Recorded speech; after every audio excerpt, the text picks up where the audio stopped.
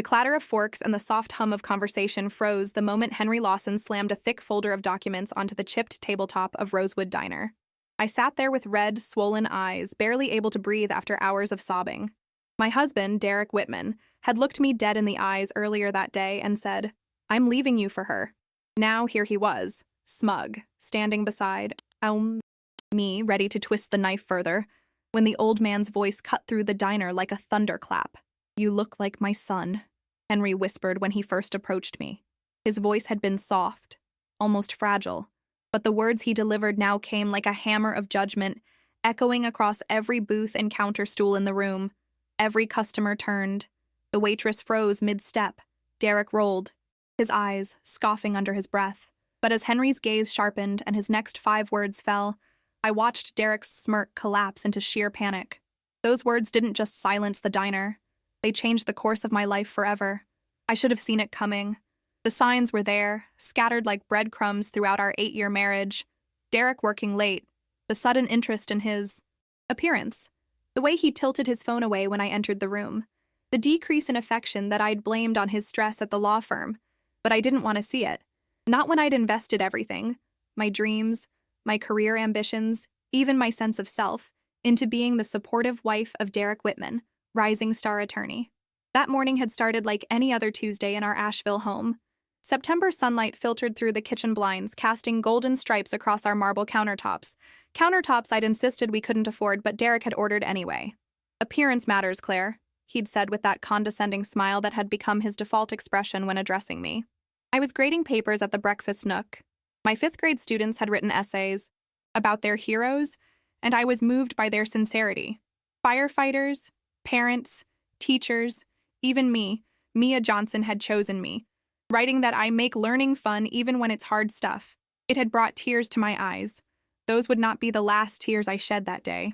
I heard Derek's footsteps on the stairs, deliberate, measured, and looked up to see him fully dressed in his sharpest suit at 7:30 a.m., his overnight bag in hand.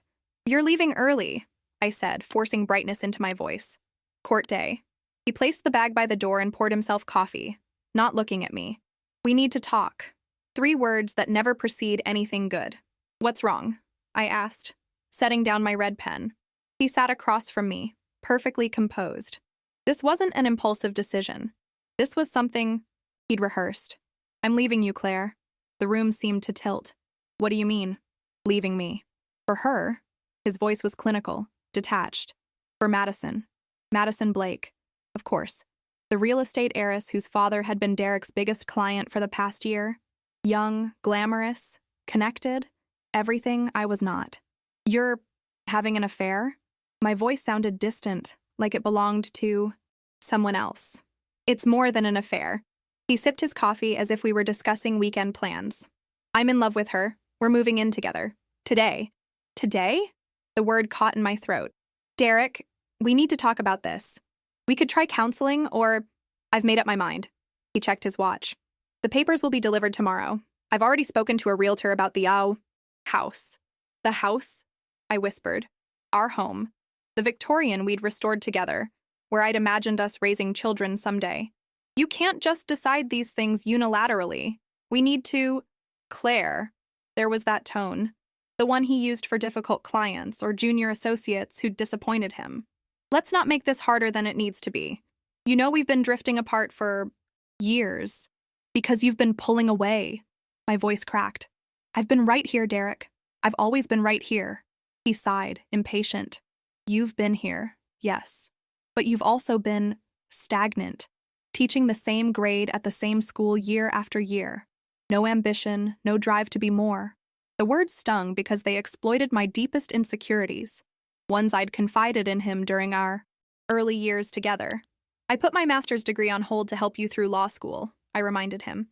"I took extra summer classes so you could focus on your internships without worrying about money. And I've been grateful." His tone suggested anything but. "But Madison, she challenges me. She understands the world I'm building. The world we were supposed to build together." Tears blurred my vision. "What about our plans, our future?" "Plans change." He stood, straightening his tie. "Madison's father is offering me a partnership track. It's the opportunity of a lifetime. So this is a business transaction. Bitterness seeped into my words. Trading up for a better deal. Don't be dramatic. He glanced at his phone, typing something quickly. Probably to her. I'll have my assistant coordinate with you about dividing assets. Your assistant? I felt sick. How long have you been planning this? Long enough to know it's the right decision. He grabbed his bag. I don't expect you to understand now, but someday you'll see this was for the best. For the best? My entire life was imploding, and he thought it was for the best?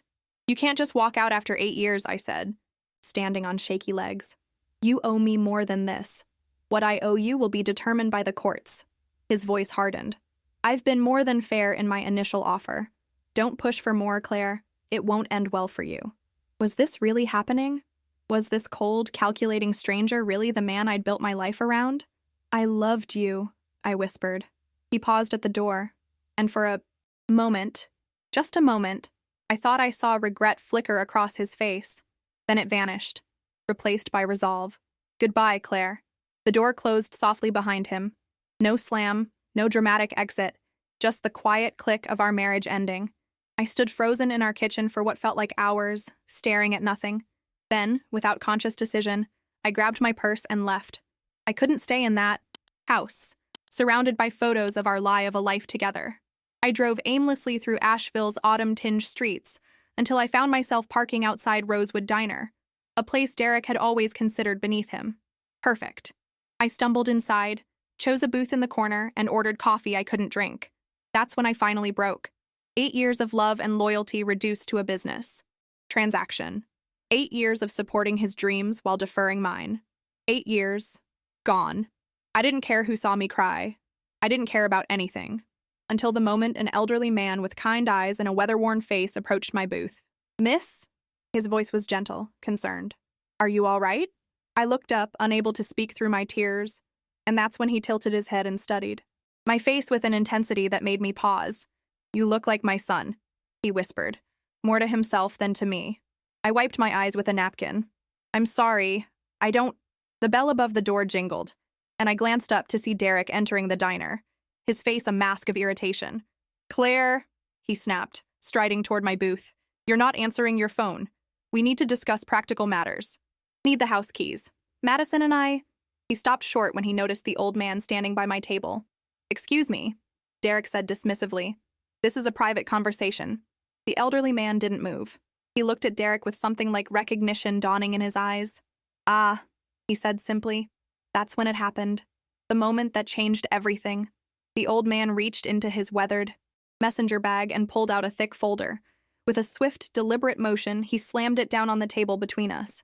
The sound cracked through the diner like a gunshot. Every conversation stopped. Every head turned. You think you're the first, he said, his voice rising with righteous anger.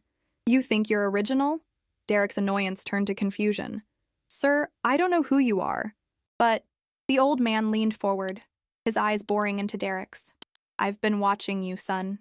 And with those 5 simple words, I watched the blood drain from my husband's face. Excuse me? Derek's voice trembled slightly, his lawyer's composure fracturing. I don't know what you think you know about me, but... Derek Whitman, the old man interrupted, sliding into the booth across from me. Yale. Law, class of 2016. Junior partner at Hanover and Ross. Recently taken on by Blake Enterprises as outside counsel. He tapped the folder. And apparently a man who thinks discarding his wife like yesterday's newspaper is acceptable behavior. The diner remained eerily silent. Even the cook had emerged from the kitchen, spatula in hand, to witness the unfolding drama. Derek's face hardened as he regained his footing. I don't know who you are or how you know my name, but this is harassment. I suggest you leave before I call the police. The old man smiled. Not a warm smile, but one filled with knowledge and patience. My name is Henry Lawson, and you're welcome to call the police. I'm sure they'd be very interested in the contents of this folder. I stared at the mysterious folder, then at Henry. What's in there? Henry ignored my question, his eyes fixed on Derek. My son was like you, ambitious, calculating, always looking for the next step up. He left his wife of 12 years for his boss's daughter. Sound familiar? Derek straightened his tie, a nervous habit I knew well. Sir, whatever personal vendetta you're pursuing here has nothing to do with me. Claire and I are separating. By mutual agreement, Mutual? I interjected, finding my voice. You told me this morning you're leaving me for another woman. That's not mutual, Derek. I never said those exact words. Derek countered, lawyer mode activated. And I'd appreciate if you wouldn't air our private matters in public. Yet here you are, Henry observed, discussing practical matters in a public diner. He pushed the folder slightly forward. Tell me, Mr. Whitman, does the name Westridge Development ring a bell? Derek went completely still. What about it? It's your big project with the Blake family, isn't it? The one that's going to make everyone involved very, very rich. That's public knowledge, Derek said carefully. A standard commercial development. Is it? Henry raised an eyebrow. Is that why you've been meeting with zoning officials privately? Why there have been cash transfers to offshore accounts linked to the Planning Commission? Derek's face flushed red. You have no idea what you're talking about. I spent 40 years as a forensic accountant for the FBI, son. I know exactly what I'm talking about. Henry's voice remained calm, almost gentle. Those wetlands you're planning to develop, they're protected. Those zoning changes you think you've secured, obtained through bribes that can be traced back to you. I felt dizzy. This couldn't be happening. Derek had always been ambitious, sometimes ruthless in his career, but illegal activity? Bribery? You're making serious accusations based on nothing, Derek hissed, though I noticed sweat beading on his forehead. Am I? Henry opened the folder and removed a single sheet of paper, sliding it toward Derek.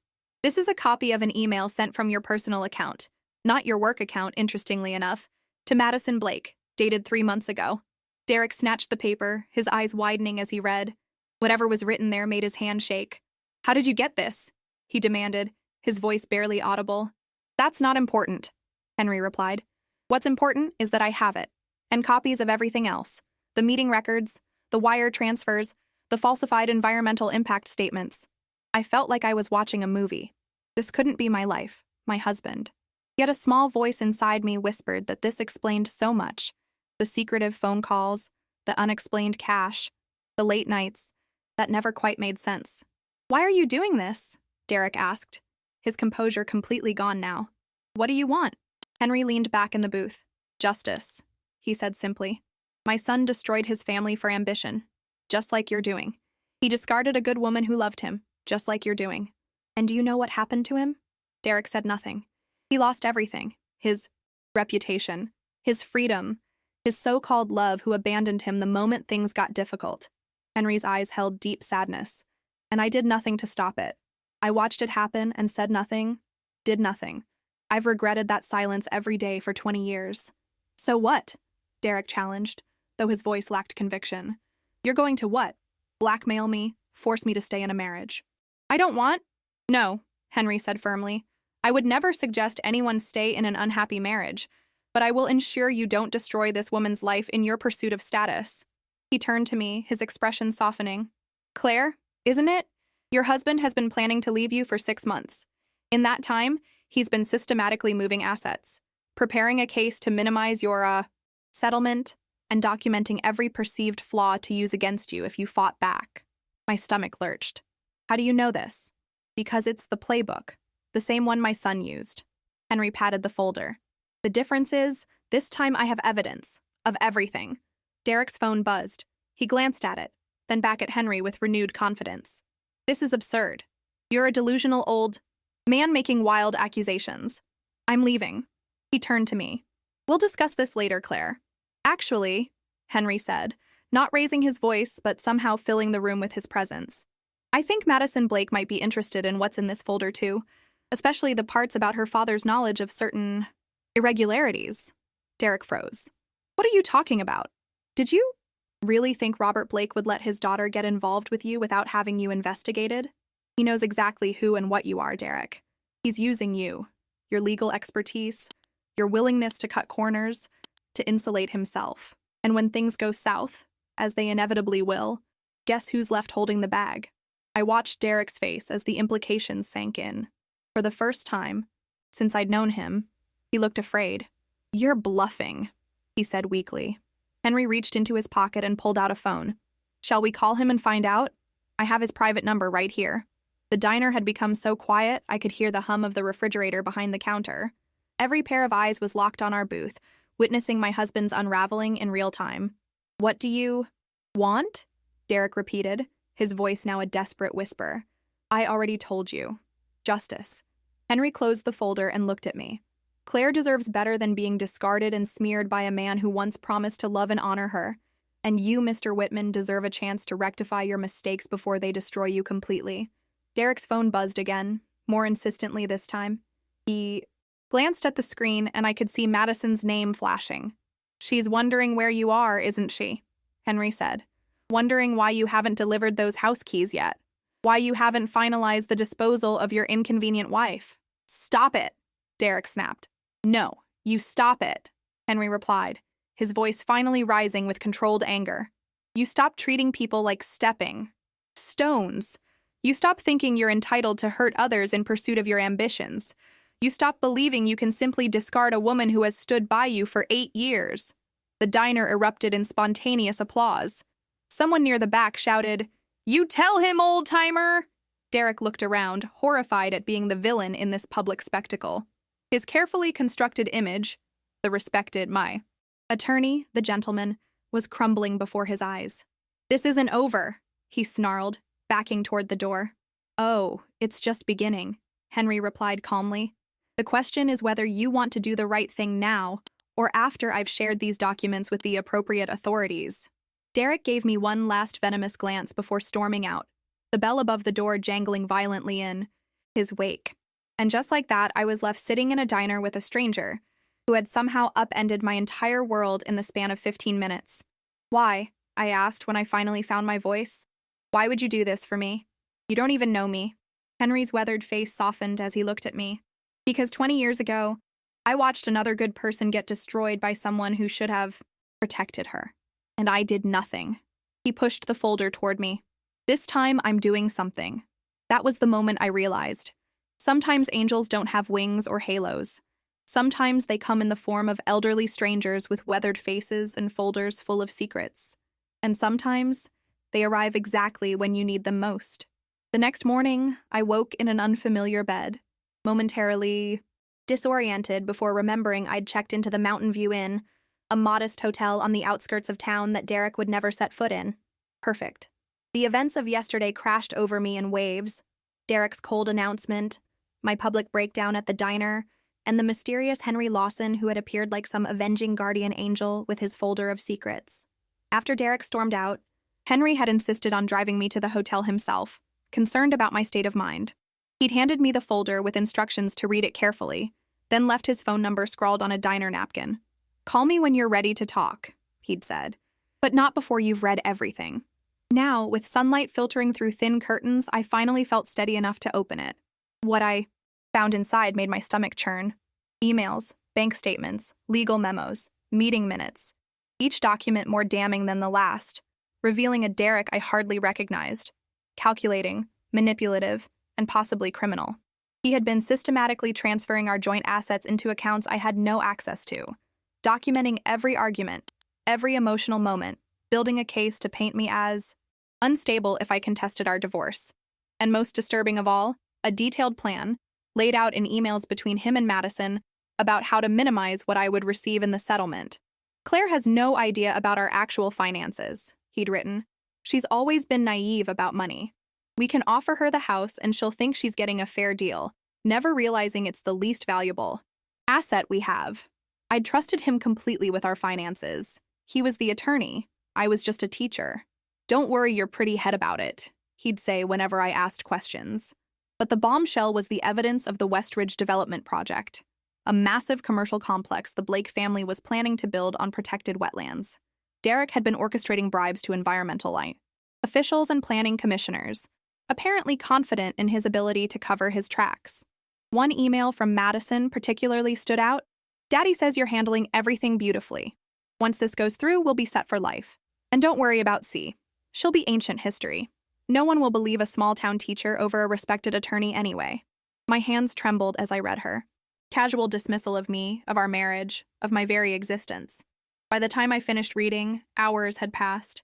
The room had grown dim, and my phone had accumulated dozens of missed calls and texts, mostly from Derek, growing increasingly aggressive in tone. You're making a scene. Be reasonable. This isn't helping your case.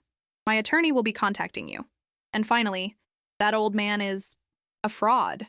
Whatever he showed you is fabricated. Don't do anything stupid, Claire. But there was one message from a number I didn't recognize. Meet me at the Bluebird Cafe at 2 p.m. if you're ready to talk. H. I glanced at the clock. 1:30. Just enough time. The Bluebird Cafe was the opposite of Derek's usual haunts. A cozy, unpretentious place frequented by locals rather than the upscale clientele he, preferred. Henry was already there when I arrived, seated in a corner booth with 2 cups of coffee waiting. You read it all? He asked as I slid into the seat across from him. I nodded, my throat tight. How did you get all this information? How did you even know about me? About us? Henry sipped his coffee before answering. I told you I worked for the FBI. Old habits die hard. After I retired, I started noticing things, patterns, people like my son, people like your husband. So you just, what? Spy on potential cheaters in Asheville? He chuckled. Not exactly. I volunteer at the courthouse archives 3 days a week. I see the filings, the cases. I overhear the lawyers talking. Derek's name came up several times in connection with the Westridge project.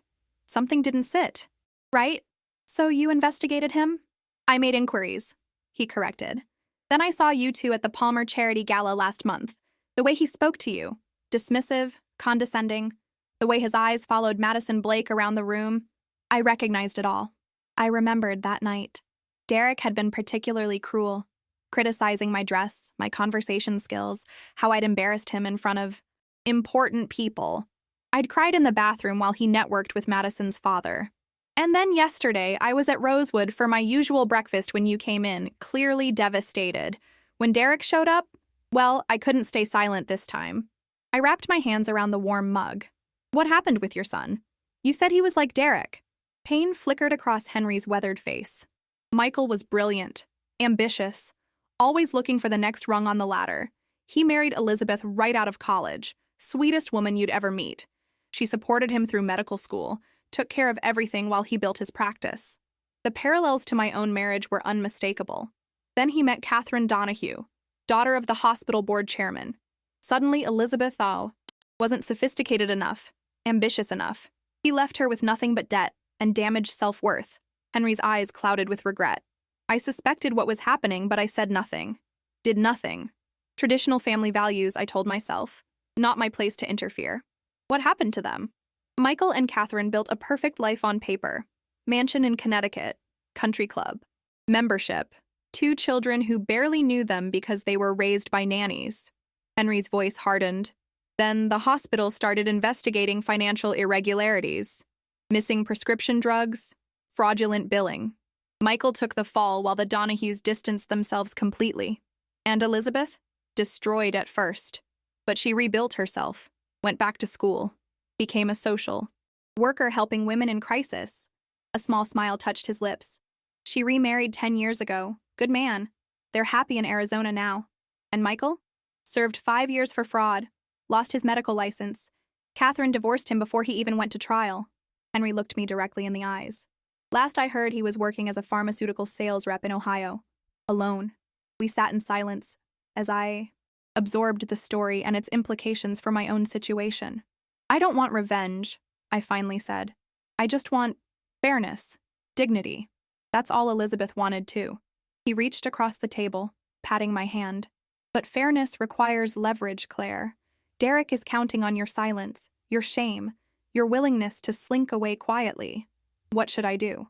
That's not for me to decide. Henry leaned back. But I can tell you what Elizabeth wished she'd done. Fought for what was rightfully hers from the beginning.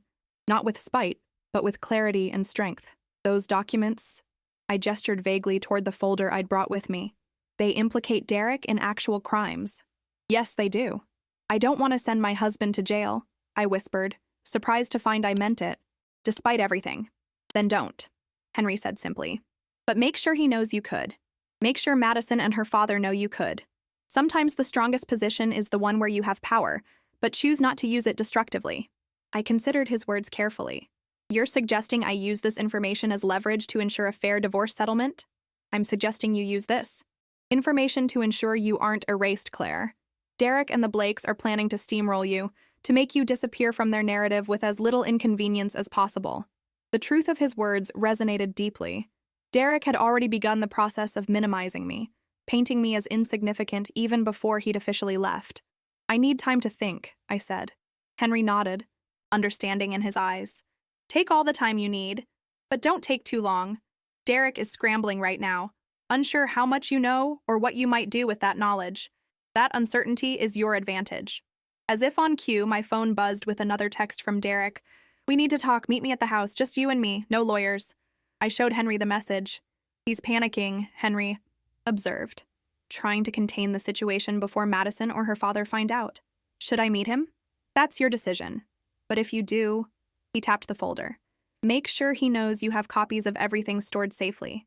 And don't go alone. I took a deep breath, feeling stronger than I had in months, maybe years. Will you come with me? The question clearly surprised him. Me? I'm just a nosy old man who interfered in your business. You're the only person who's been honest with me in a very long time, I replied, and the only one who seems to care what happens to me. Something shifted in Henry's expression, a softening, a resolution. Then I'll be there. Not to fight your battle for you, but to stand behind you while you fight it yourself. For the first time since Derek's announcement, I felt something like hope unfurling in my chest. Not because I expected to save my marriage, that ship had sailed, but because I glimpsed a version of myself I'd forgotten existed. A woman with backbone, with dignity, with the right to demand respect. Let's do this, I said, picking up my phone to reply to Derek. Tonight, 7 p.m. Our Victorian home, the one Derek and I had, lovingly restored over years of weekends and tax returns, looked exactly as I'd left it yesterday morning. The porch light was on, welcoming me back to a place that no longer felt like mine. Henry and I had spent the afternoon strategizing. We'd made copies of the most damning documents and left them with his friend, a retired judge named Eleanor. Insurance, he'd called it. Now, as we pulled into the driveway, I spotted Derek's Audi and parked behind it a sleek red Porsche I recognized as Madison's. So much for just you and me. You ready for this? Henry asked, his voice gentle but firm. I smoothed down my dress, a simple blue one I'd purchased that afternoon, wanting to face Derek in something he'd never seen, something untainted by our shared past, as I'll ever be. The moment I unlocked the door, I heard them in the kitchen. Derek's controlled tone, Madison's higher, more agitated one. You need to fix this, Derek. Daddy is furious. I'm handling it. Claire will be reasonable. She always is. She better be. We've invested too much to have some schoolteacher ruin everything. I cleared my throat as I entered, Henry a steady presence behind me. Hello, Derek. Madison. They both started, turning toward us with identical expressions of shock. Derek recovered first, his lawyer mask sliding quickly into place. Claire, I thought we agreed to meet alone. His eyes narrowed at Henry. You need to leave, sir. This is a private matter. Henry didn't budge. Mrs. Whitman asked me to accompany her. I'm staying. Madison stepped forward, all perfect makeup and calculated charm. Claire, I know this is difficult, but making a spectacle isn't going to help anyone. We're all adults here. Yes, we are, I agreed, surprising myself with how steady my voice sounded. Adults who should take responsibility for their actions. Derek moved to the kitchen island, attempting to regain control of the situation. I've drafted a preliminary separation agreement. It's very generous. You get the house, your car, and a reasonable monthly stipend for 1 year while you adjust. While I adjust, I repeated, to being discarded after 8 years of marriage? No one is discarding you, Madison interjected with false sympathy. These things happen. People grow apart. People don't grow apart, Madison. People make choices. I set the folder on the island, like the choice to bribe environmental officials to bypass wetlands protection laws. The color drained from both their faces. What are you talking about? Derek asked, his voice dangerously quiet. I opened the folder and laid out several documents. The Westridge Development Project, the Planning Commission bribes, the falsified environmental impact statements. It's all here. Madison stepped back, her perfect composure cracking. Where did you get those? That doesn't matter, I replied. What matters is that I have them, and copies are in safe hands. Derek's eyes darted between me and Henry, calculation visible behind them. Whatever you think you have, it won't hold up. It's circumstantial at best, potentially fabricated. Really? I slid forward an email with his signature line. Is this fabricated? Or this bank transfer? Or perhaps this meeting agenda where you specifically discuss handling Commissioner Williams? Claire, Derek's voice dropped to the persuasive tone he used with difficult clients. You're upset. I understand that, but threatening me won't change anything between us. This isn't a threat, Derek. This is me refusing to be erased. I straightened my shoulders. You and Madison can have each other. What you can't have is my dignity. Madison's eyes hardened. Do you have any idea who my father is? What he could do to you? Henry spoke for the first time since we'd entered. I believe that's the problem, Miss Blake. We know exactly who your father is and what he's been doing. The question is, does he know what you've been doing? What's that supposed to mean? She demanded. It means, I explained, sliding another document forward, that according to these emails, you've been assuring your father that everything with the Westridge project is above board legally, while knowingly participating in multiple felonies. Madison's perfect composure completely shattered. Derek, you said those emails were encrypted.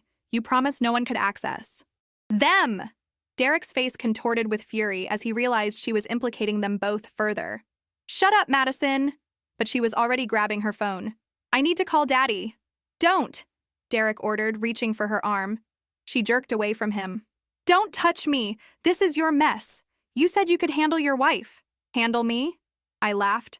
The sound surprising even myself. Like I'm a problem to be managed?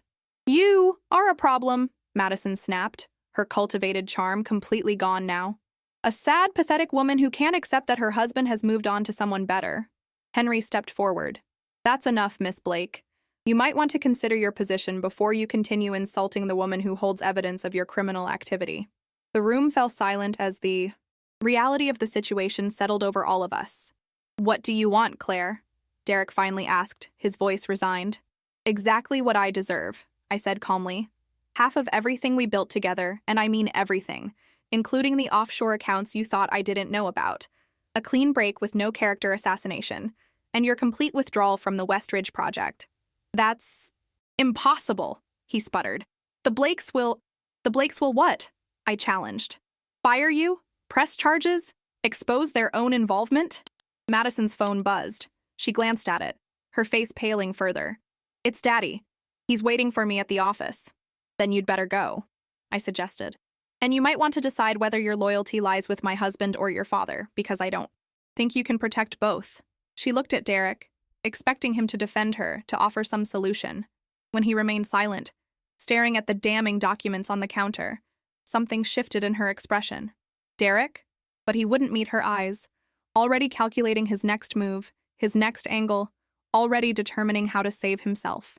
In that moment, I saw Madison Blake truly see my husband for the first time, not as her sophisticated lover or powerful ally, but as a man who would sacrifice anyone to protect himself. Without another word, she grabbed her purse and left, the door slamming behind her. Derek and I were left standing in the kitchen we'd once shared, the space between us filled with 8 years of memories and a folder of betrayals. You've destroyed everything, he said quietly. No, Derek. You did that all by yourself. I gathered the documents back into the folder. I'll have my lawyer contact yours tomorrow. Don't try to hide assets or I'll be forced to share these with people who won't be as forgiving as I'm being. He looked genuinely confused. Why aren't you going to the authorities with this? Because despite everything, I once loved you. I replied honestly. And sending you to jail won't heal what you've broken in me. But knowing I could, and chose not to, just might. Henry placed a gentle hand on my shoulder. We should go, Claire. Derek watched us. The man I'd once built my life around, now a stranger in our kitchen. Is he your champion now? Your knight in shining armor? No, I said firmly. I'm my own champion. Henry just reminded me that I could be. As we walked to the door, Derek called after me, his voice holding a hint of the charm that had once captivated me. You'll regret this, Claire. You're nothing without me. I paused, turning back to face him one last time. That's where you're wrong, Derek. I was nothing with you. I just didn't realize it until now. And with those words, I walked out of my house and my marriage, not with defeat, but with my head held high and my dignity intact. In the car, Henry squeezed my hand. You did well in there. Did I? I wasn't sure what I was feeling. Not victory exactly, but not defeat either.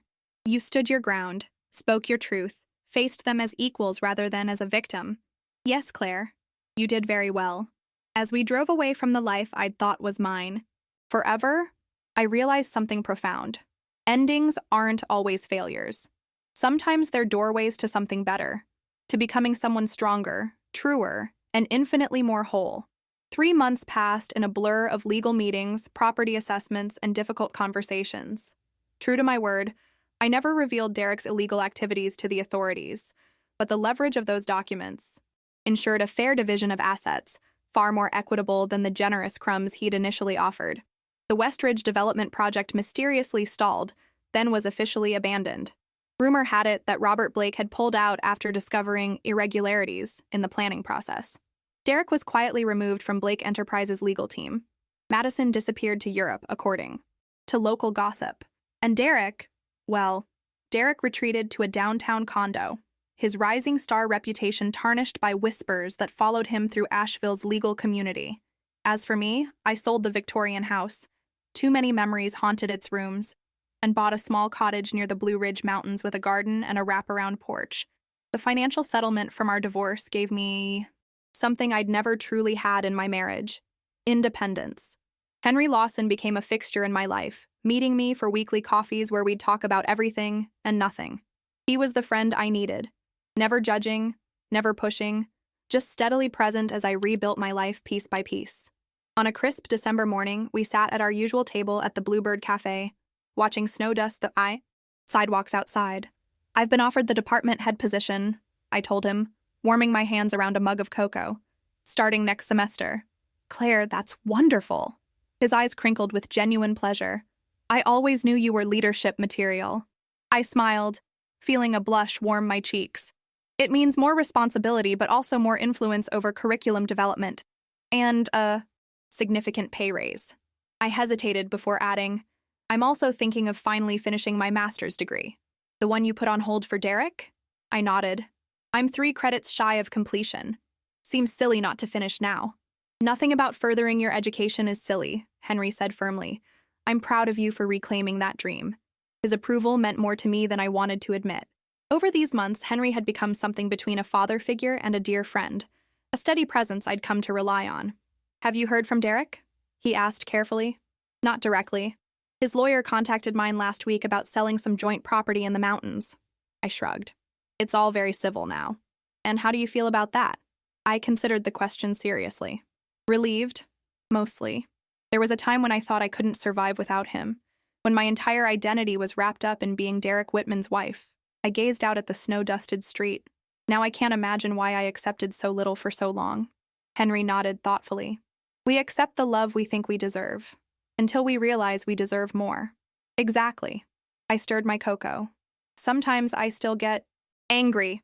Not about Madison or even the divorce, but about the years I spent dimming my light to make him shine brighter." "That anger is justified," Henry said. "Just don't let it consume you." "I won't." I reached across the table to squeeze his weathered hand. "Not with friends like you reminding me to look forward instead of back." Our moment was interrupted by the cafe door swinging open, bringing a gust of cold air and an unexpected visitor, Robert Blake himself, accompanied by a young man I recognized as his son, Timothy. Henry and I exchanged glances as the Blakes settled at a table across the room. Robert Blake was Asheville royalty, his family's real estate empire having shaped the city for generations. I'd met him only a handful of times at events with Derek, where he'd barely acknowledged my existence. "Should we leave?" I whispered to Henry. "Not unless you want to," he replied calmly. "You have nothing to be ashamed of." I straightened my shoulders, determined to enjoy my cocoa without feeling intimidated. But fate had other plans. "Mrs. Whitman?" Robert Blake's deep voice startled me as he suddenly appeared beside our table. "Or is it Ms. Wilson again now?" "Ms. Wilson, yes," I confirmed, maintaining eye contact despite my racing heart. Up close, Robert Blake was less intimidating than I remembered, older, with stress lines etched deeply around his mouth. "May I join you for a moment?" he asked, his tone surprisingly respectful. Henry tensed beside me, protective as always. I gave him a reassuring nod before turning back to Blake. "Please, sit down, Mr. Blake." He settled into the chair across from me, his expensive coat immaculately tailored, his signet ring gleaming in the cafe's soft light. "I've been meaning to speak with you," he began, then glanced at Henry. "Privately, perhaps?" Whatever you have to say to me, you can say in front of my friend, I replied, drawing strength from Henry's presence. Blake studied Henry for a moment, recognition flickering in his eyes. You're the gentleman from the courthouse archives, aren't you? Always asking questions about property records and zoning changes. Henry smiled placidly. I have a curious nature, Mr. Blake. Blake's mouth tightened, but he returned his attention to me. Very well. I wanted to express my regrets about the situation with my daughter and your ex-husband. This was the last thing I'd expected. Your regrets? Yes. He adjusted his cuffs, clearly uncomfortable. Madison has always been impulsive, attracted to power. When she set her sights on Derek, I should have intervened more firmly. Why didn't you? I couldn't help asking. Because Derek Whitman had qualities I value in business. Ambition, intelligence, a certain ruthlessness. His eyes met mine, directly. I thought he could be an asset to the family. An asset, I repeated. Not a son-in-law? Business first, Ms. Wilson. Always. He glanced back at his son, who was absorbed in his phone. But I miscalculated. Derek proved himself untrustworthy. In what way? I asked, though I already knew the answer. Let's just say his methods crossed lines I won't tolerate, regardless of results. Blake leaned forward slightly. Madison is in Switzerland, reconsidering her priorities, and Derek is no longer associated with any Blake enterprise. I absorbed this information silently, wondering why he was telling me this. I want you to know, he continued, lowering his voice, that I had no knowledge of certain improprieties until they were brought to my attention. By whom? I asked, though I suspected the answer. Blake's eyes shifted to Henry, then back to me. Anonymous sources raised concerns, prompted internal investigations. I understood then. Henry hadn't just given me the documents, he'd made sure Robert Blake received copies as well. A chess move I hadn't been aware of. I see, I said carefully. And you felt it necessary to tell me this because I value integrity, Ms. Wilson, and because he hesitated, something like genuine regret crossing his features. Because my daughter and your husband hurt you, and while I cannot undo that damage, I can acknowledge it. The admission stunned me. This powerful man owed me nothing, yet here he was, offering something like an apology. Thank you for saying that, Mr. Blake. He nodded once, then reached into his jacket and withdrew a business card. I understand you're an educator. The Blake Foundation funds several educational initiatives in underprivileged areas. If you ever have ideas or proposals in that realm, my office would welcome your input. I accepted the card, speechless. Was Robert Blake offering me a professional opportunity? After everything that had happened? He stood, buttoning his coat. Good day, Ms. Wilson, Mr. Lawson. With that, he returned to his son's table. Well, Henry said once Blake was out of earshot, that was unexpected. Did you send him the documents? I asked, still processing what had just happened. Let's just say I made sure certain information found its way to the right people. Henry sipped his coffee. Robert Blake is many things, but he's not stupid. He recognized a liability when he saw one. Derek, I murmured. And to some extent, Madison. Henry's expression softened. I'm not in the business of destroying young people's lives, but sometimes a harsh lesson is necessary for growth. I turned the business card over in my hands. Do you think his offer is genuine? I do, Henry said after a thoughtful pause. Robert Blake is ruthless in business, but his educational foundation does good work, and he respects strength. You showed that by not crumbling when Derek left you, and by not using what you knew vindictively. I tucked the card into my wallet, not sure if I'd ever use it, but appreciating what it represented. Respect, opportunity, a door opening rather than closing. You know, I said, gazing out at the snow, now falling more heavily. 6 months ago, I thought my life was ending, that I'd never recover from Derek's betrayal. And now, I smiled, feeling something settle into place inside me. A certainty, a peace I hadn't experienced in years. Now I realize it wasn't an ending at all. It was the beginning of something better, something truer. Henry's eyes crinkled warmly. The best revenge is living. Well, they say. It's not even about revenge anymore, I realized aloud. It's about reclaiming who I was always meant to be before I lost myself in someone else's dreams. As we finished our drinks and prepared to brave the snow, I looked at this unlikely guardian angel who had appeared in my darkest moment. Thank you, Henry. Not just for what you did that day at the diner, but for showing me that sometimes the most devastating endings lead to the most beautiful beginnings. He patted my hand, his eyes suspiciously bright. That's the thing about life, Claire. It never stops offering second chances. The trick is being brave enough to take them. We stepped out into the swirling snow, walking side by side into a future neither of us could have predicted, but one that suddenly seemed filled with infinite possibility. Spring arrived in a riot of dogwood blossoms and renewal. My cottage garden burst with tulips and daffodils, their bright faces turning toward the strengthening sun. Inside, I'd been just as busy, painting walls, arranging furniture, creating a home that reflected the woman I was becoming rather than the wife I'd been.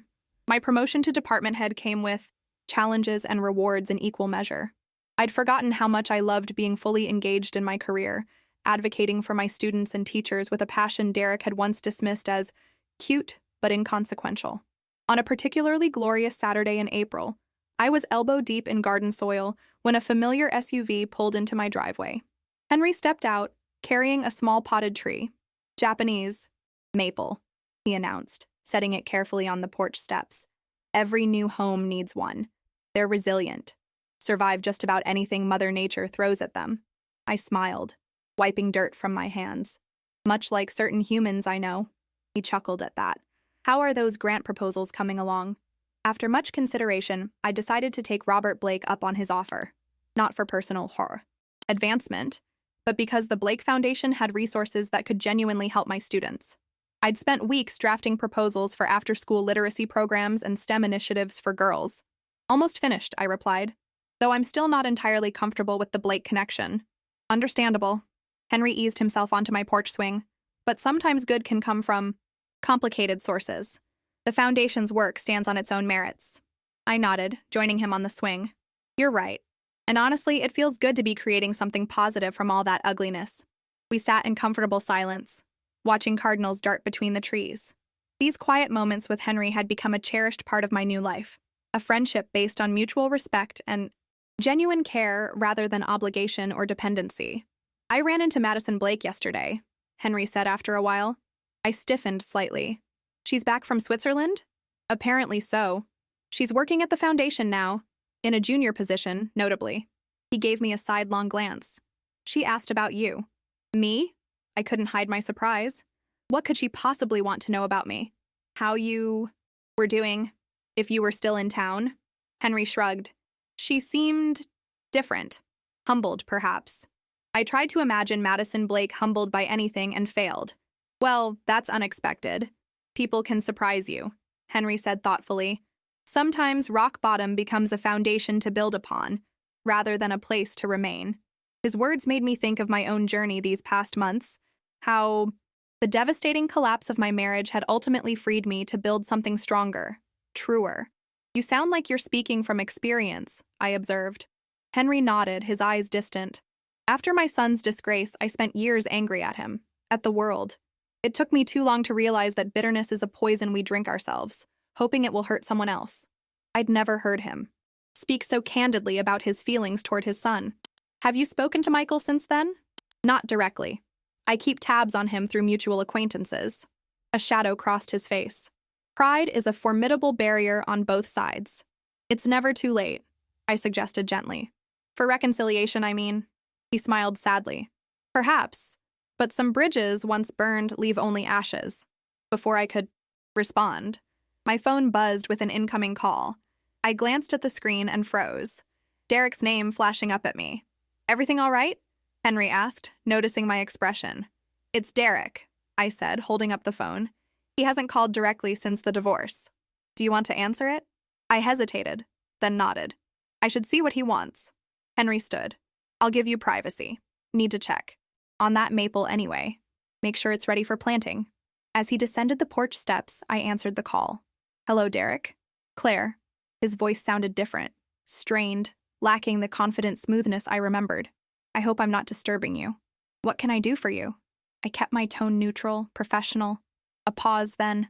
I wanted to let you know I'm leaving Asheville, taking a position with a firm in Chicago. I see. I wasn't sure why he felt the need to inform me of this. Well, good luck with the move. Thank you. Another pause. I also wanted to apologize The word hung between us, unexpected and almost unrecognizable coming from Derek Whitman, who had never admitted fault in all our years together.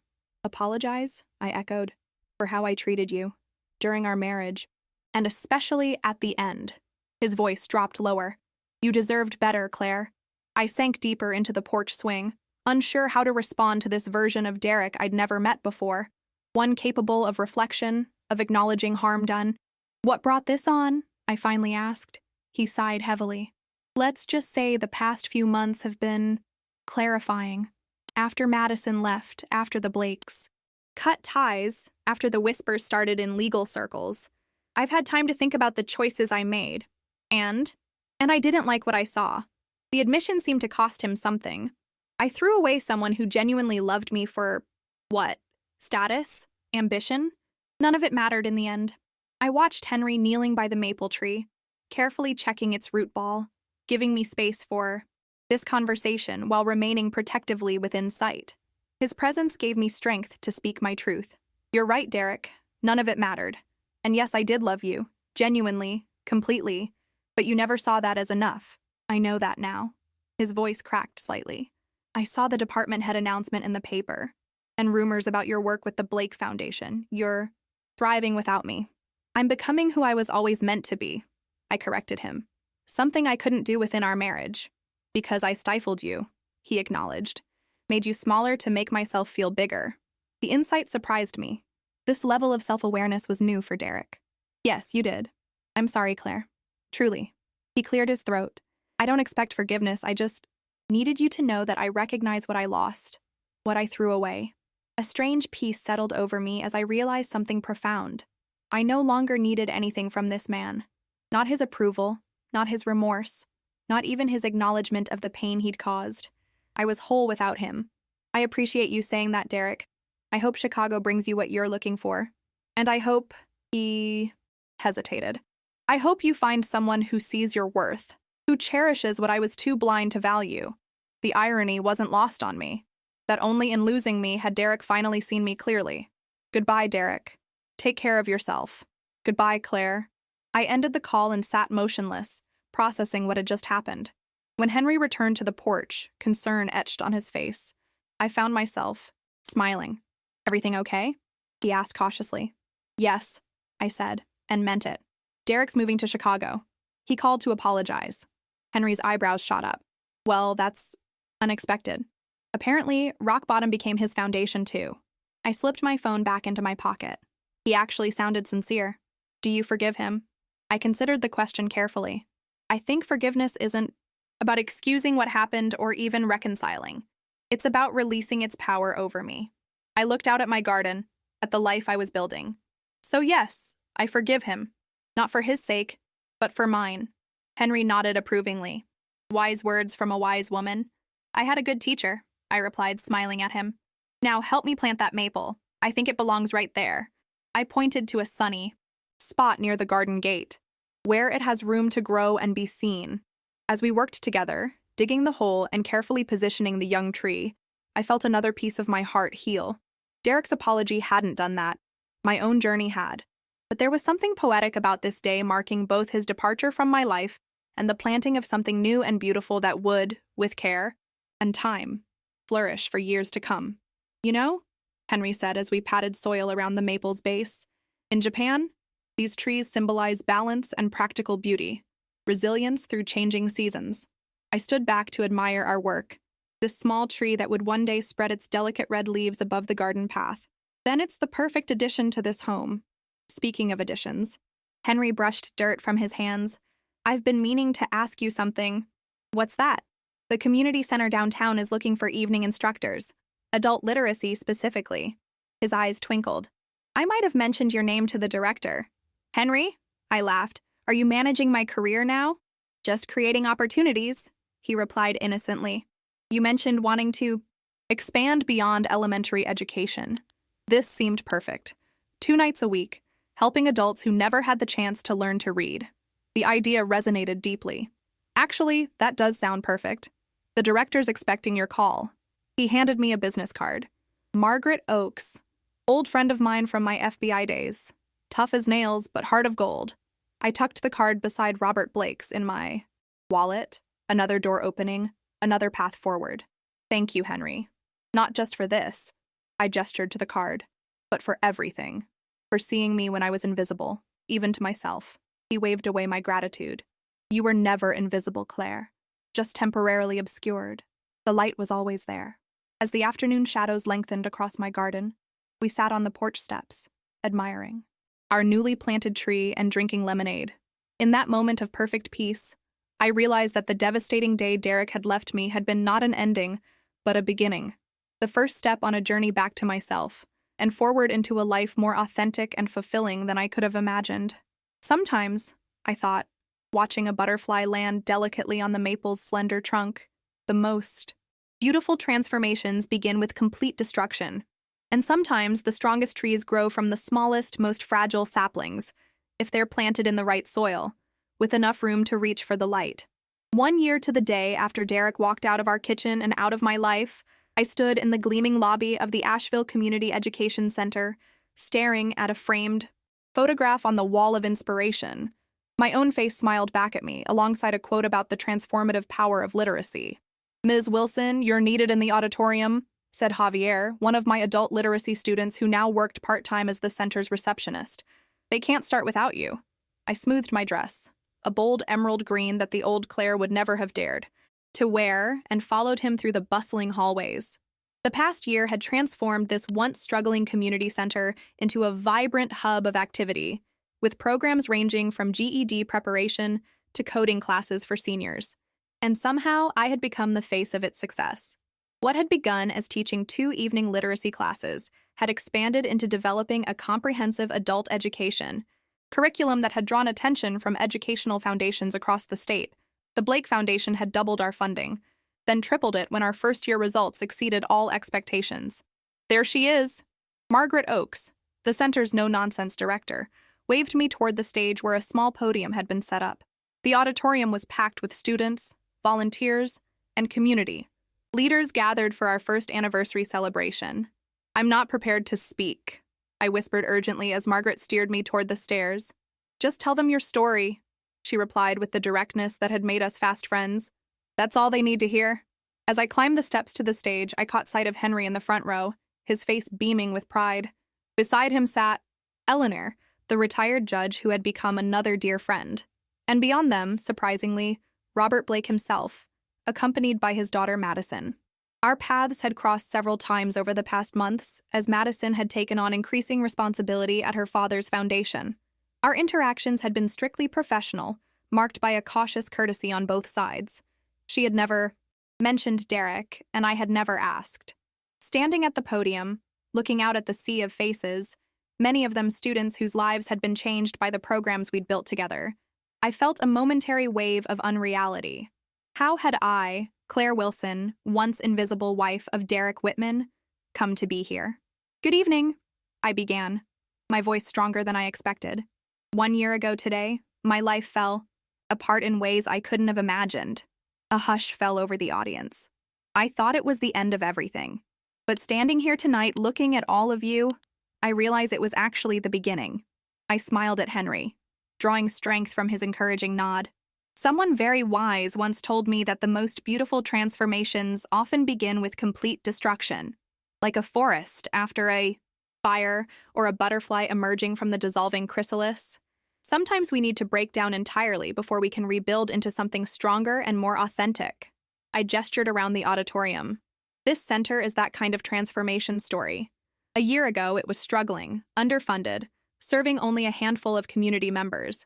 Today, it's thriving, not because of any one person's efforts, but because a community came together, believing in second chances and new beginnings.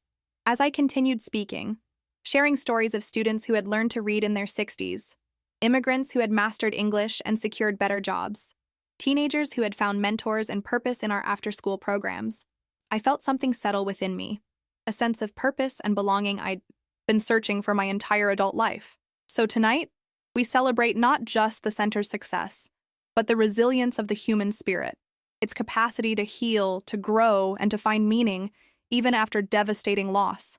My eyes met Madison's briefly, and I saw something like respect in her gaze. We celebrate second chances and the courage it takes to rebuild. The applause was thunderous, and as I stepped away from the podium, Margaret announced a surprise. The Blake Foundation was establishing an annual scholarship in my name, the Claire Wilson Second Chance Fund, for adults returning to education after hardship or interruption. Stunned, I watched as Robert and Madison Blake took the stage, Madison stepping forward to present the details of the scholarship. Education shouldn't be a privilege reserved for those with perfect lives or uninterrupted journeys, she said, her voice carrying clearly through the hall. Some of the most determined students are those who've faced significant obstacles, financial hardship, family responsibilities, or personal setbacks that forced them to put their dreams on hold. Was it my imagination? Or did her eyes flicker toward me as she spoke? The Claire Wilson Second Chance Fund recognizes the extraordinary courage it takes to begin again, to pursue education not in spite of life's challenges, but because of them, because those challenges have clarified what truly matters. After the ceremony, as attendees mingled over refreshments, Madison approached me directly, something I hadn't expected. "Congratulations," she said, extending her hand. "What you've built here is remarkable." I accepted the handshake, noting the absence of the diamond-encrusted bracelet she'd always worn when I'd known her before, a gift from Derek I'd once overheard. "Thank you," I replied. "And thank you for the scholarship. It will make a tremendous difference to our students." An awkward silence stretched between us. Two women connected by a painful past. Neither wanted to acknowledge directly.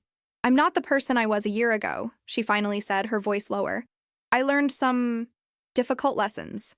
"We all did," I replied, surprising myself with the lack of bitterness I felt. Whatever damage Madison had participated in seemed distant now, belonging to a different lifetime. "My father thinks very highly of you," she continued. "He says you have integrity. His highest compliment. I'm just doing work I believe in." She nodded, then hesitated before adding, "I heard from Derek last month. He's engaged again. Some corporate attorney in Chicago." The information washed over me without impact.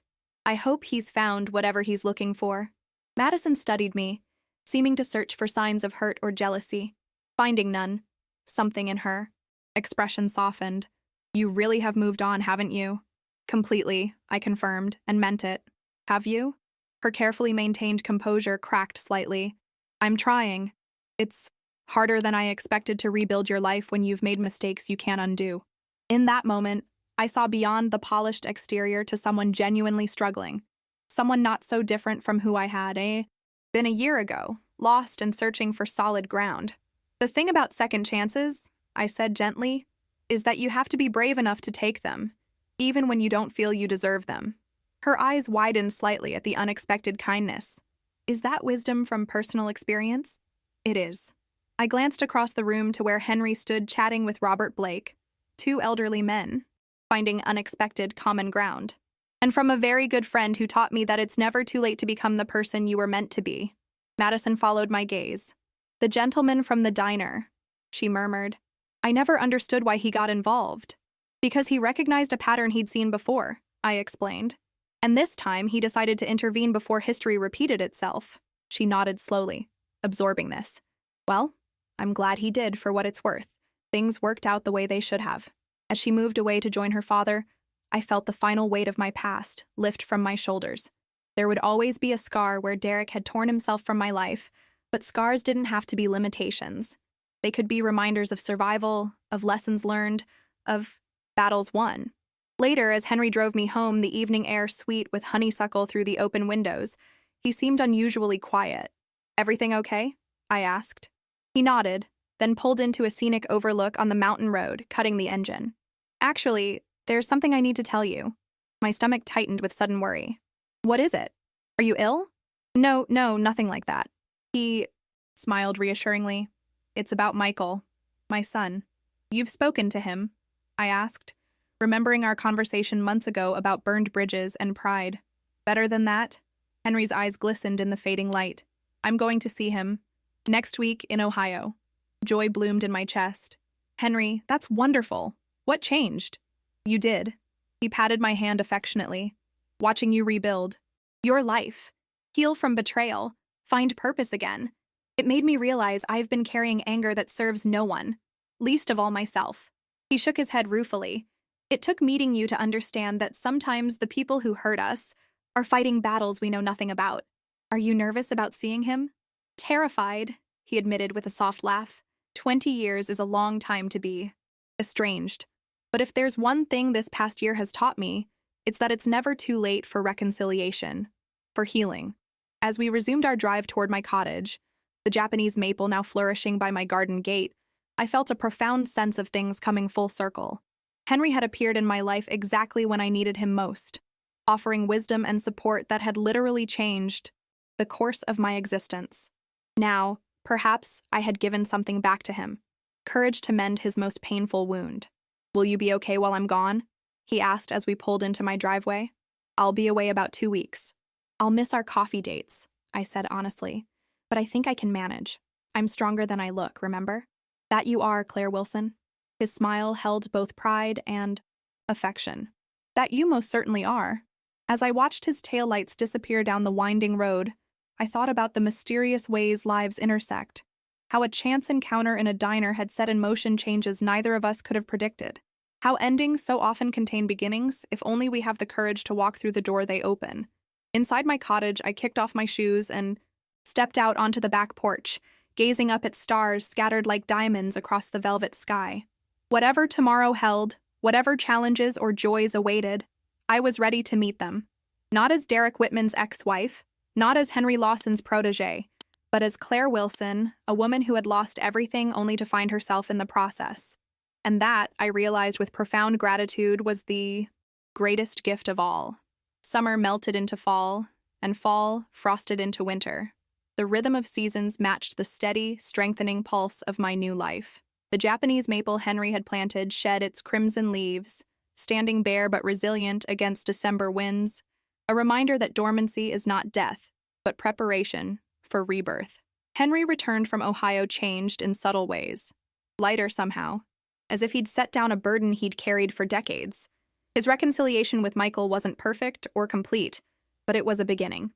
They spoke weekly now, rebuilding their relationship one careful conversation at a time.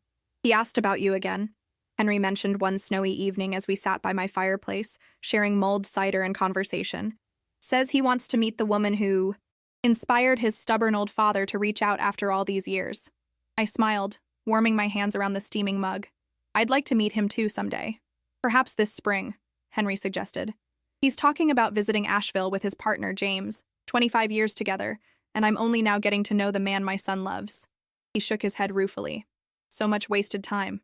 "Not wasted," I corrected gently. "Just part of the journey that brought you both to this moment." The winter passed in a flurry of activity, expanding programs at the community center, finalizing my master's thesis, and deepening friendships that had blossomed in the fertile soil of my new independence. Margaret Oakes had become a mentor and confidant. Eleanor, the retired judge, regularly invited me to her book club, where our discussions ranged from literature to philosophy to politics. And then there was Henry, my constant companion through it all, the unexpected guardian angel who had appeared at exactly the right moment, who had seen strength in me when I couldn't see it myself. One particularly bitter February evening, I'd invited Henry for dinner to celebrate the official completion of my master's degree. I'd spent the afternoon preparing his favorite meal, pot roast with rosemary potatoes, and was just setting the table when my phone rang. "Claire?" Margaret's voice sounded strained. "Is Henry with you?" "He's on his way," I replied, immediately alert to her tone. "What's wrong?" "He collapsed at the community center about an hour ago. The ambulance just took him to, Memorial Hospital." The world tilted sharply. "What happened? Is he—" "The doctors think it was a minor heart attack," Margaret interrupted. "He was conscious when they took him, but asking for you." I was already grabbing my keys, dinner forgotten. "I'm on my way." The hospital corridors seemed endless as I rushed toward the cardiac unit, my heart hammering with fear. Henry had become so essential to my life, a cornerstone of my rebuilt existence. The thought of losing him was unbearable.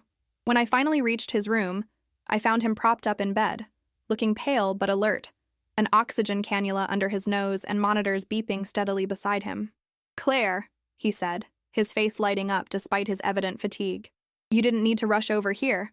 They're making a fuss over nothing." "A heart attack isn't nothing, Henry Lawson," I retorted, taking his hand and noting how cold his fingers felt. "What happened?"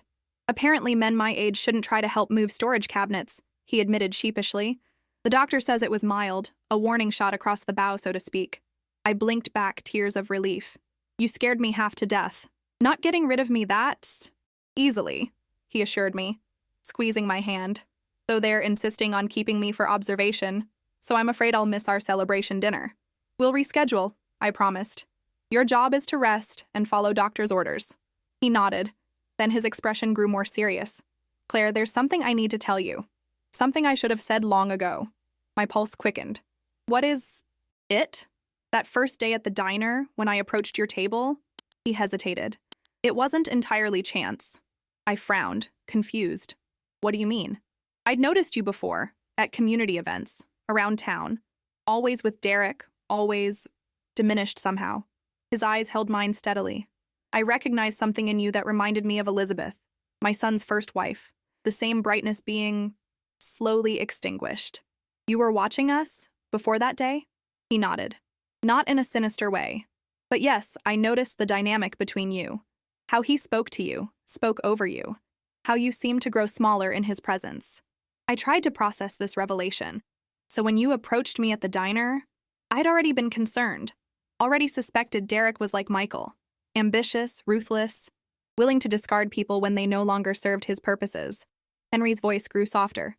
And then I saw you there, clearly devastated, and I couldn't stay silent this time. I couldn't let history repeat itself without at least trying to intervene. The documents, I said slowly. You already had them before that day. Some of them, he confirmed. I'd been looking into the West Ridge development for months, concerned about environmental violations. When Derek became involved representing the Blakes, I started paying closer attention. Why didn't you tell me this before? Because I didn't want you to think I'd manipulated the situation, he explained, or that I'd targeted Derek for personal reasons because of my history with Michael. Had you? I asked directly. No, he answered without hesitation. Everything in that folder was legitimate. Derek and the Blakes were involved in illegal activity. I just accelerated the timeline of discovery. I sat back in my chair, absorbing this new understanding of how Henry had come into my life. Not purely by chance, but through a series of observations and choices. His decision to get involved, to not remain silent this time. Are you angry? He asked, watching my face carefully. No, I replied truthfully. Surprised, but not angry. You still helped me when I needed it most, regardless of how it came about. Relief softened his features. I was worried you might feel I'd overstepped, inserted myself into your life without invitation. Henry, I said firmly, you saved me. Not from Derek, I would have survived. That loss eventually, but from losing myself completely in the process. I squeezed his hand. How could I possibly be angry about that? A nurse entered then, checking monitors and adjusting medications, reminding me that visiting hours would end soon. I'll be back first thing tomorrow, I promised, reluctantly releasing his hand. Is there anything you need from home? Just yourself? He replied with a tired smile. You're the best medicine, Claire Wilson. The following week brought more tests, a stent placement, and finally, Henry's discharge with strict instructions about diet, exercise, and stress management. Without discussion, I moved him into my guest room for his recovery, both of us recognizing that his remote cabin in the woods was no place for someone in his condition. Spring arrived as Henry regained his strength, bringing with it the promised visit from Michael and James. I watched with quiet joy as father and son walked my garden paths together, heads bent in conversation, bridging 20 years of silence one step at a time. Thank you, Michael said to me one evening, as we prepared dinner while Henry and James discussed architecture on the porch, for giving my father back to me. I think you both found your way back to each other, I corrected gently. Michael shook his head. It was you, Claire. He told me how meeting you changed him, made him see that holding on to anger was destroying him, not punishing me. He chopped vegetables with practiced precision. And for what it's worth, I'm sorry for what my ex-wife put yours through. The parallels aren't lost on me. Life has a strange symmetry sometimes, I acknowledged. But look where we all ended up. You with James, me with my career and community, your father back in both our lives. Maybe things unfold exactly as they should, even when they seem catastrophic at the time. As spring blossomed into summer, Henry's recovery progressed steadily. Our routine adjusted to accommodate his health needs. But in truth, Having him in my home felt natural, right? As if the universe had finally arranged all the pieces correctly. One golden evening in June, we sat on my porch swing watching fireflies dance across the lawn, the Japanese maple now lush with burgundy leaves. "I've been thinking," Henry said after a comfortable silence, "about finding a place in town. The cabin's too isolated, especially given recent events." He patted his chest, where the scar from his surgery was healing. "The doctor says I should be closer to medical care." "That makes sense," I agreed, though the thought of him moving out created an unexpected hollowness in my chest. "There are some nice condos near the community center." Henry shifted to face me more directly. "Or there's another option." "What's that?" "I could stay here." His voice was steady, but I noticed a slight tremor in his hands. "If you wanted that." My heart quickened. "Here? In the guest room?" "Not necessarily," he said carefully. "Claire, I need to be honest with you. My feelings for you have evolved over this past year and a half." I held my breath, hardly daring to believe what I was hearing. "At first, you reminded me of Elizabeth, someone who needed protection, advocacy. But as I've watched you rebuild your life with such courage and grace, as we've grown closer," he reached for my hand. "I've come to love you, Claire. Not as a friend, not as some surrogate daughter, but as a woman I admire more than anyone I've ever known." Tears filled my eyes. "Henry, I know there's an age gap," he continued. 22 years is significant. I understand if that's an obstacle you can't overcome, but I couldn't let another day pass without telling you how I feel." The pieces of my heart that had been carefully healing over these months suddenly aligned with perfect clarity. The comfort I felt in Henry's presence. The way my day didn't feel complete until I'd shared it with him. The hollowness I'd experienced at the thought of him moving out. "It's not an obstacle," I said softly. "The age difference, I mean." Hope brightened his eyes. "No? No." I moved closer to him on the swing. "Because I love you too, Henry. I think I have for quite some time, but I was afraid to acknowledge it, afraid to trust my heart again. And now?" he asked, his voice barely above a whisper. "Now I know that some loves come into our lives unexpectedly, at the exact moment we need them most." I squeezed his hand. "You saw me when I was invisible. You believed in me when I couldn't believe in myself. You gave me back my dignity when I thought it was lost forever." "You did the same for me," he replied, emotion thickening his voice. "You brought light back into a life that had grown dim with regret and isolation." As the fireflies danced and the evening stars emerged, Henry Lawson kissed me for the first time, gently, reverently, a promise of companionship and understanding that transcended conventional romance. It felt like coming home to a place I hadn't known I was searching for. Later that summer, in a simple ceremony in my garden, with the Japanese maple bearing witness and our closest friends surrounding us, Henry and I exchanged vows. Michael served as his father's best man. Margaret stood as my matron of honor. Even Madison Blake attended, bringing a thoughtful gift and genuine congratulations. We didn't use traditional wedding language. Words like obey had no place in our partnership of equals. Instead, we promised to honor each other's independence while supporting each other's dreams, to speak truth with kindness, and to never take for granted the miracle of having found each other amid life's chaos. As the justice of the peace pronounced us husband and wife, I thought about that devastating day in Rosewood Diner, how I'd sat broken and weeping, believing my life was over, never imagining it was actually just beginning, how 5 words from a stranger had changed everything. "I've been watching you, son." At the reception, Henry pulled me close for our first dance, his recovery now complete enough for such simple joys. "Happy?" he murmured against my hair. "Beyond words," I replied, resting my head against his shoulder. Who would have thought that day in the diner that we'd end up here? Perhaps the universe knew what it was doing all along, he suggested, bringing us together at exactly the right moment, when we both needed a second chance. As the sun set over our gathered loved ones, painting the sky in hues of gold and rose, I realized that this was the truest happiness. Not the glossy perfection I'd once chased with Derek, but something more authentic and hard-won.